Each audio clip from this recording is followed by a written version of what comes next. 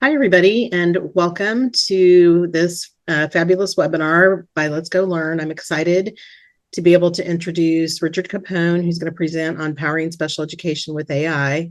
We at CASE really are so glad to have Let's Go Learn as a strong partner of our organization. They are part of our Friends of CASE group, as well as have endorsed products. Anyway, I'm Carrie Turner. Probably should let you know that. I am the Senior Manager of Digital Content and Member Operations for CASE. So it is my honor to kick off this webinar and kick it over to Richard. Thanks so much for doing this. All right, thank you so much, Carrie. So just so everyone knows too, we are recording this, and so you'll get a copy of the recording in a couple days, and you'll get the slides as well. So that way you don't have to frantically take notes. This is going to be a very quick webinar, only 30 minutes, so it'll be action-packed, and we will be taking questions in the very end. First of all, just want to again welcome you. My name is Richard Capone. I'm the CEO, co-founder of Let's Go Learn. And as you know, AI is a pretty big deal. There's a lot of stuff happening. And so I'm real excited to be talking about this with all of you because I think it's important for all of us to sort of think through AI, think through our workflows. How is this going to affect us? So this is today's agenda. Actually, let me show you the agenda for today.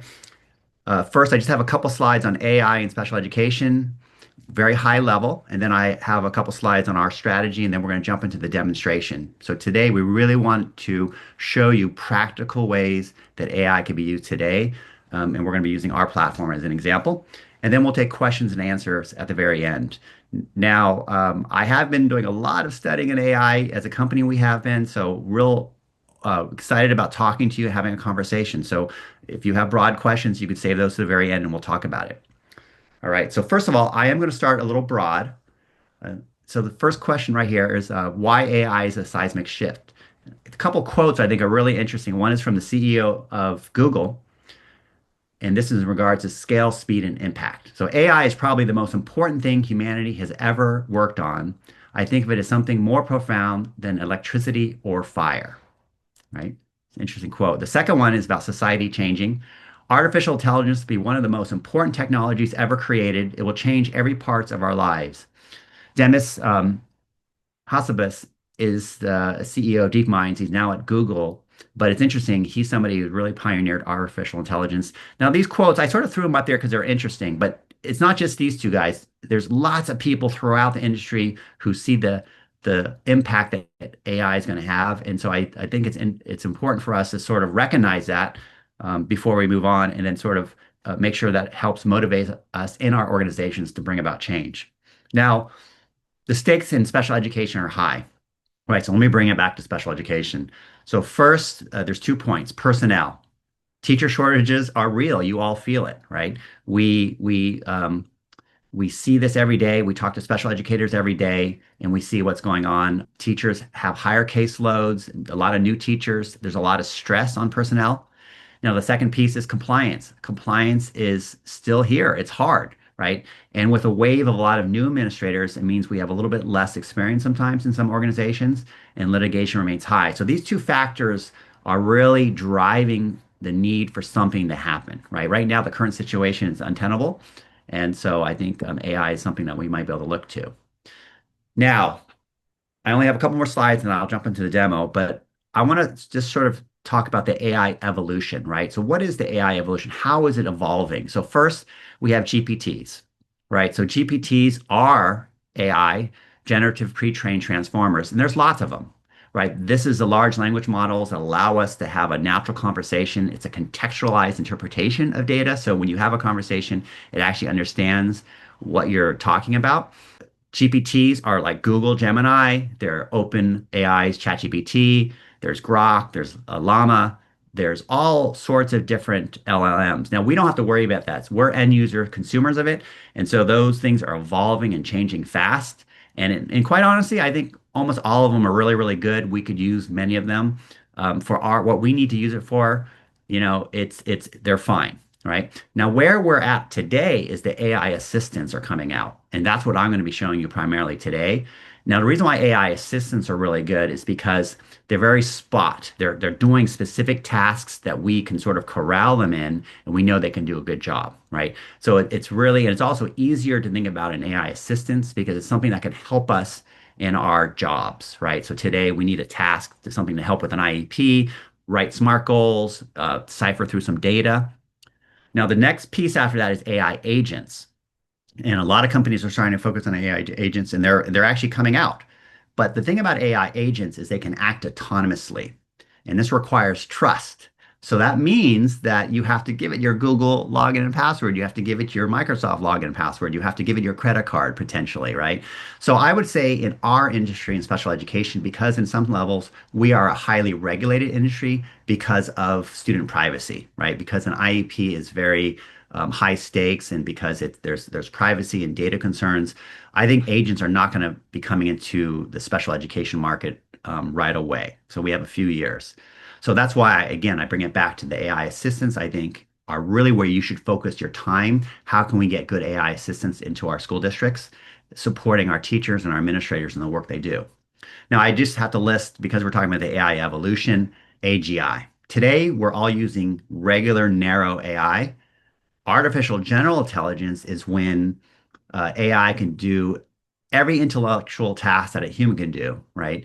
And that people think, experts say on average, they think it's going to be 20 to 40 years away, right? But that's interesting. When that happens, things will really, really change. So this is the evolution of AI. I'm going to focus on the AI assistants, and this is our strategy at Let's Go Learn. And I think some level could be something some of you all adopt as well. So human expertise, AI that assists. That is our approach and how we're thinking about AI. So it allows for a cautious adoption of AI because some customers may not want to do it. So we're not saying everyone has to use AI. We're saying, hey, it's a tool. You could turn it on in certain cases. You could turn it on for certain teachers. Other teachers maybe don't have access to it. So we're allowing you to go ahead and adopt it. I think this is not a bad thing for you to do in your own school districts too, is allow for a layered level approach. Uh, Workflows change slowly, right? So we realize that everyone is working. And so sometimes how do you change your workflows and your processes, but you don't have time to because we actually have to get the work done. So we're adopting a strategy to allow for incremental piecemeal change of workflows, as well as aggressive changes in workflows. But I think it needs to have both, right? Because it is hard to change your workflows and operationalize new tools into what you do every day. Now, here's a positive thing. The other idea is that special educators are ready. When I was at CEC, and I'm not sure if some of you were there, but CEC in March was amazing because there really was an inflection point. Special educators have embraced AI a lot faster than I realized. I thought it would be sort of slow, but I think part of it gets back to those 2 points I talked about personnel and about compliance. Right now, the current situation is untenable. AI is it's really something that's going to help maybe save us in the sense that allow us to get past that hump. All right. So our strategy is AI assistance. And let me go ahead and introduce you to the AI assistants at Let's Go Learn. So these are the AI assistants that are in beta right now. And so some of our beta customers will start being able to see these pretty quickly. And then by the fall, they're all going to be launched and mature, right? But I want to just sort of talk about AI assistants because even though we have AI assistants, you will end up having AI assistants in your organizations. I really feel like assistants eventually will be like employees, right? So these first two here, let me just talk about it. And don't worry, we're about 2 minutes away from me jumping into the demo. The support assistant, we tie this to our knowledge base. So this directly is tied to a personalized database for Let's Go Learn. You could eventually have something tied to your own database, right, within your own organization, and you could ask it questions in natural language, right? How long does Dora take? Um, how do I get a student summer report? Whatever you want to do, you can ask it a lot of logistical stuff, and you could just ask it in natural language, and it understands the context of your question. That's what's great about AI. This LCE Assistant is a new product that is launching July 1st that we developed in partnership with CEC and DCDT. It's the Transition Teacher-Led Curriculum. What's great is we've uploaded all the lessons for the transition product as well as the objectives for each lesson. So you can say, hey, what lesson would be good to teach a student about opening up a savings account at a bank? and you could ask it and it'll tell you exactly what it is. So again, these are two assistants that are tied to specialized databases that are specific to your organization. And it just allows for a natural language conversation, which is really, really powerful. And I will show this. Now, these next three assistants, these assistants use student data. So we actually push de-identified student data into AI and allow it to analyze that data and help us figure out what to do with the student. And so I'm going to show this to you, but the way we do it is we de-identify the data. It doesn't know who the teacher is. It doesn't know your school district, right? So we are acting as the firewall. But the difference here with this AI is we're actually giving it real data, right? A lot of AI has very surface level data, but this is our hardcore present level diagnostic data. And so this is what's really exciting. So that's really sort of the two categories of assistance. And let me go ahead and let's log in and let me show you. Okay, so right now I am logged into a demo server. We have real data, student data, but all the names have been changed, right? So here's a class. We see it right here. Now, these students have all taken math and reading assessment on our platform. And so we have all the data, but of course, like I said, the names have all been changed. So if we look at this first, I do have to show with you the basic premise is that if you start off with good data, what can you do, right? So for some of you who don't know, we have a reading assessment that finds the present levels of students across high frequency words, word rec, phonics, phonemic awareness, spelling, vocabulary comprehension. And so when we assess this student, so let's say we take a look at this one student right here, Rodrigo. He's got a 3.83 in high frequency words, which is a maximum score, 1.83 high first grade in word rec, 1.5 mid first grade in phonics, and we see all these scores, right? We see all these scores. Our system adapts up and down to find the actual instructional point, and right below that, of course, is the present level of the student. This is important. If you want good results with AI, you need to give it good data. If you don't give it good data, AI will hallucinate potentially or make things up. Okay. It's a little different. It's not a human. It's not ethical. It doesn't know that making up things is wrong. It just tries to do what you ask. And so that's why you have to be very methodical about how you think about it, right? That's why we start off with really detailed data and we have very strict rules and guidelines on how it's supposed to use that data. Now, let me show you something. If I go to one of these reports now, if I take a look at a teacher report, this is all human generated. This is all the stuff we created. How Corey reads words. We're looking at all this. This is what you could do today. But now what we're going to do is allow AI to help us mine this data. We could see the phonics principles they've mastered and what they need to work on next. Imagine if you have an AI assistant that could allow you to do stuff very quickly, and that's what we do. Now let's take a look at math data, all right? And pretty quickly, I'm going to jump into the assistant and show you. Most math assessments only provide total scores and strand scores like this, right? So we see these students, numbers, measurement, data analysis, geometry, algebra. And if two students like this students here, Nayeli has a 5.52 in numbers and operations, and Asha has a 5.52 in numbers and operations. If you were to use, for instance, NWEA map, those two students would have a 10-page numbers and operation report that were exactly the same. But in our assessment, we go into numbers and operations and we see that it's actually different. Numbers and operations made up of numbers, place value, ordering and comparing, addition of whole numbers. We break it up into 14 subtests and find the students' present levels. And ASHA, we see, has different scores here within these higher subtests of numbers and operations than Nayeli right here, right? So they are not the same, even though they're strand score. They have differences, right? And that's really important. We need to capture those differences and push it into AI. Now I'll just show you real quickly.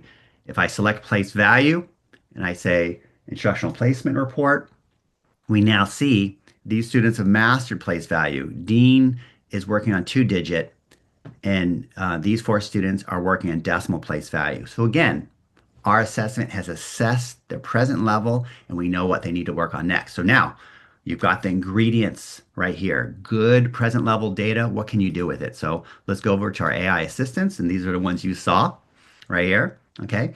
Now remember, these are the ones that we push data into it, right? But before I do that, let me just show you our support assistant real quickly, just on a simple example. So if I click on the support assistant, I could say, how long, let's say a parent asks you, how long does Dora take for a fifth grader? So I ask it this question,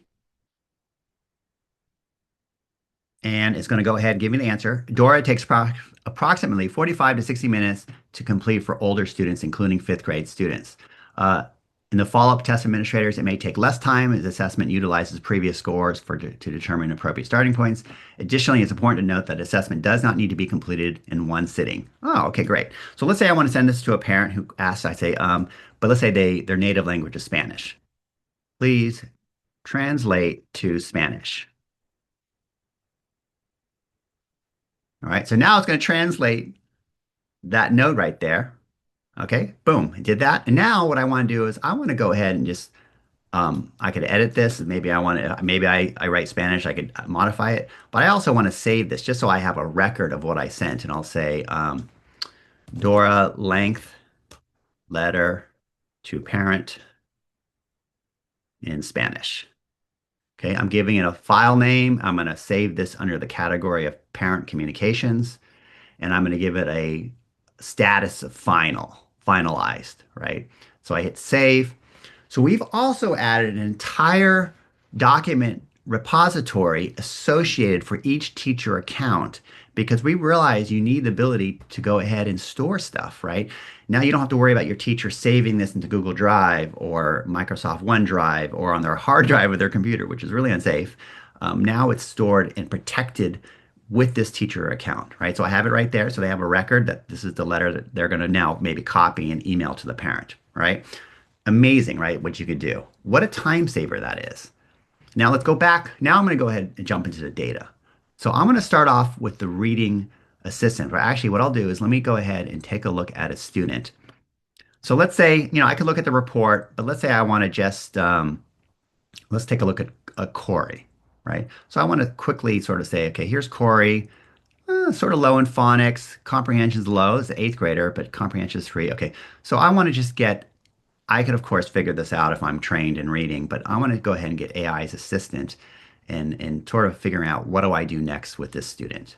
So I'm going to click on the reading assistant and I'm going to go ahead and select Corey. Um, why is Corey's comprehension so low? What should I do to help Corey? Okay, submit. So now I am submitting this data. It is sending de-identified data about Corey into AI, and now it's coming back. And of course, it has this guidance on how to do it. So Corey has a comprehension score of 3.17, like low. Third grade indicates below grade level in this area. Comprehension difficulties stem from several factors, including gaps in vocabulary knowledge, decoding skills, and overall reading fluency. All right, so it starts analyzing it. It says to help Corey improve his comprehension, consider the following phonics instruction, right? And starts going to specifics, right? And tells it some skills it should be working on consonant digraphs, vowel digraphs, right? Because it knows the order of scope and sequence, word recognition, uh, blah, blah, blah, goes on. So it goes through all of that and really sort of gives you a good detailed interpretation automatically, right? Okay, so now I want to say specifically, or actually, let me show you something. Data that pops up. Let me see if I can do this work. Okay, here it is. So this shows you exactly what data was sent in. So we see that Corey, all we sent was the student's first name, which is considered directory level information. So it's okay. And then it gives the scores of Dora, right? We see all the raw scores. That's it. Doesn't send in your teacher name, doesn't send in your school name. We're really acting as the firewall. So which is really cool to see that. Okay. All right. So now if I come back over here, I could say, what are the next 3 phonics skills I should teach Corey? Again, I could look this up. It's in the report, but I could also ask it really quickly if I just need to know it really fast. And so now it says, looking at the score, it says the next things you should work on a consonant digraph, vowel digraph, and R-controlled vowel, right? It's pretty amazing right there. That's it.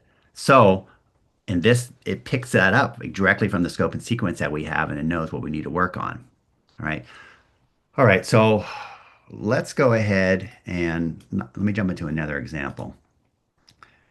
And I'm going to jump into SMART goals in a little bit too. But let's go to the Learning Plan Assistant. Now, this one, we push in both math and reading into the student, right? Or into ChatGPT, sorry. And so I'm going to go ahead and do Rodrigo. And I'm going to say, please write a PLAAF in for math and reading in paragraph format.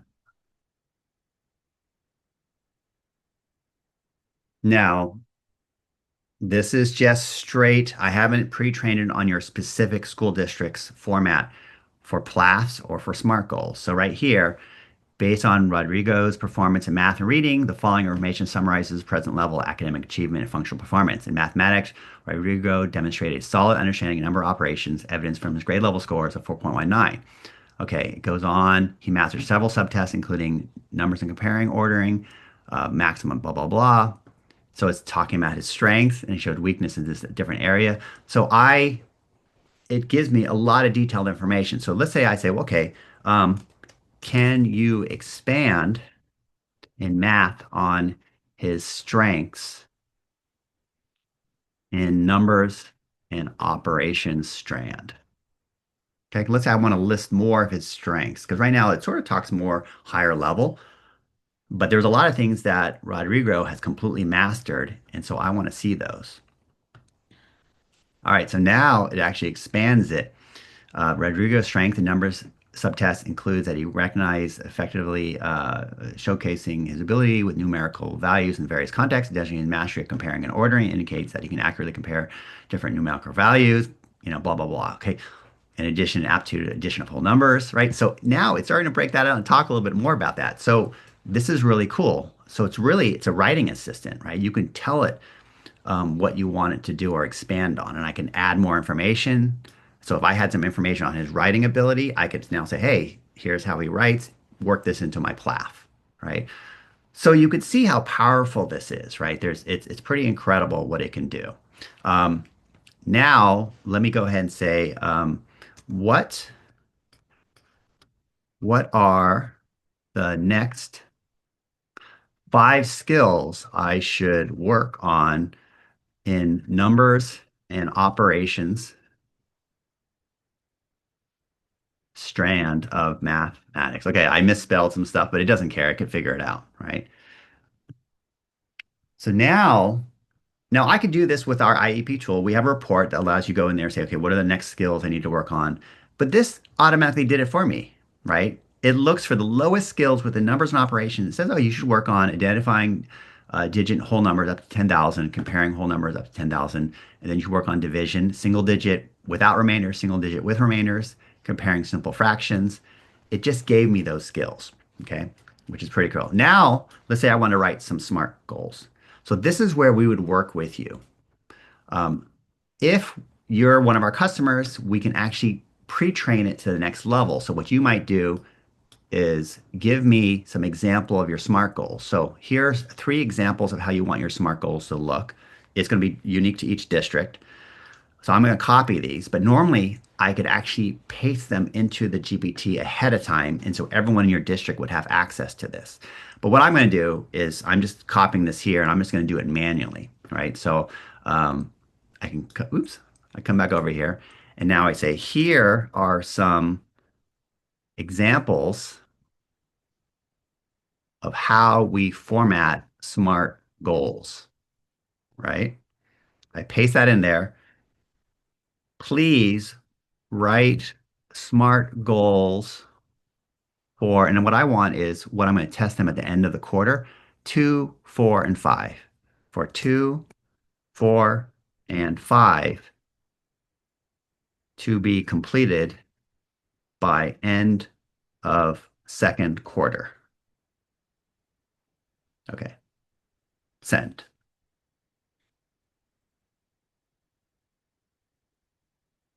And now here are my SMART goals. Here are SMART goals for 2, 4, and 5. Um, Goals for division by single digit, Goals for division by single-digit divisor without remainders.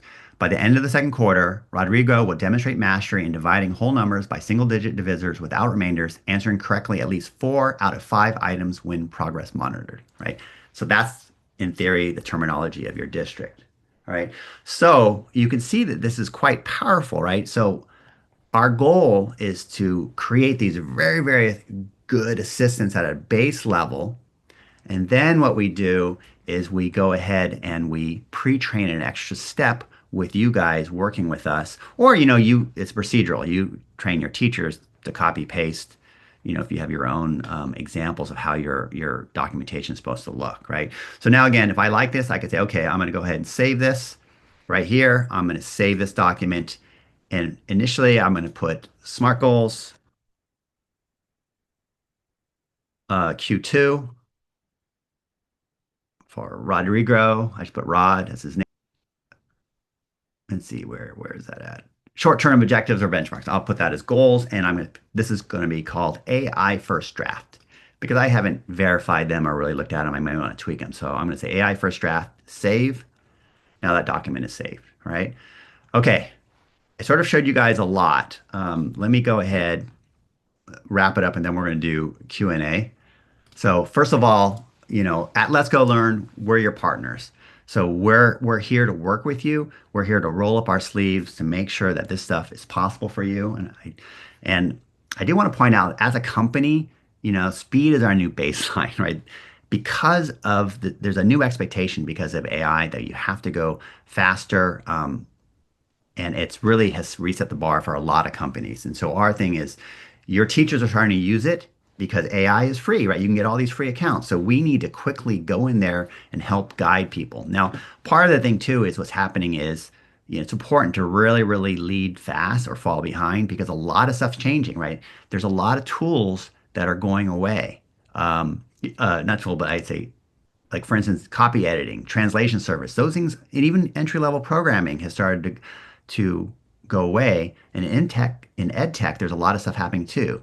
Smart goal libraries, text to speech, auto grading systems, those are all being taken over by AI. So we want to make sure that we can support that. Now, a couple other things here.